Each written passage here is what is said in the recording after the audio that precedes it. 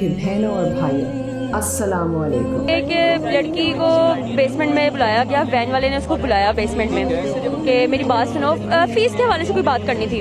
उसके बाद ना उसको नीचे लॉक किया गया पहले, उसके बाद ना गार्ड उधर ही था, गार्ड ने उसके साथ रेप किया, उसने उसका रेप किया। और गार्ड जब उसको पता चला, उसने चीखें मारी ना, तब फीमेल स्टाफ की टीचर ने देखा उसको कि ये बहुत इसकी हालत बहुत ही गैर हो गई हुई है। दोस्तों, पंजाब कॉलेज की मुतासरा लड़की के लिए आसिफ जरदारी की बेटी आसफा भुट्टो भी मैदान में आ गई और मरियम नवाज को खड़ी खड़ी सुना दी और साथ ही मुतासरा लड़की के लिए कर दिया बड़ा ऐलान। पूरी हैरान कुल वीडियो हम आपसे शेयर कर रहे हैं, इसीलिए वीडियो को एंड तक लाजमी देखें। मरियम नवाज अपनी सियासत बचाने के लिए और अपने वफादारों को बचाने के लिए ये सारा खेल खेल रही है। नीचे गिर सकते थे, ये इससे भी कहीं ज्यादा जालिम है जो इस वक्त पंजाब में जो बच्चे पंजाब ग्रुप ऑफ कॉलेजेस के साथ जो वहाँ जो हादसा हुआ और उसके खिलाफ जो प्रोटेस्ट कर रहे हैं, बच्ची के साथ जो हुआ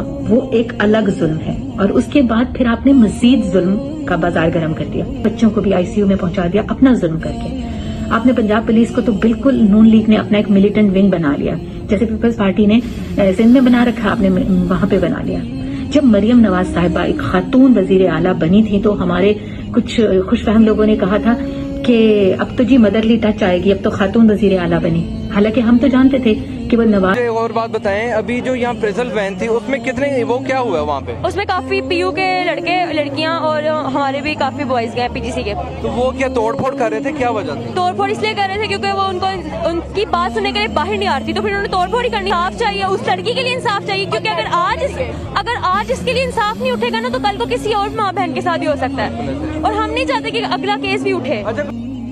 और जो वाकया हुआ है उसको झूठा करार दे रही हैं, पर मैं उस मुतासरा लड़की को इंसाफ दिलाऊंगी क्योंकि मैं भी एक औरत हूँ। मरियम नवाज को मुतासरा लड़की पर सियासत करना महंगा पड़ गया और मरियम नवाज से कहा कि जब से मैंने मुतासरा लड़की की वीडियोस और बातें सुनी हैं, तब से मैं एक रात भी चैन से सो नहीं सकी हूँ।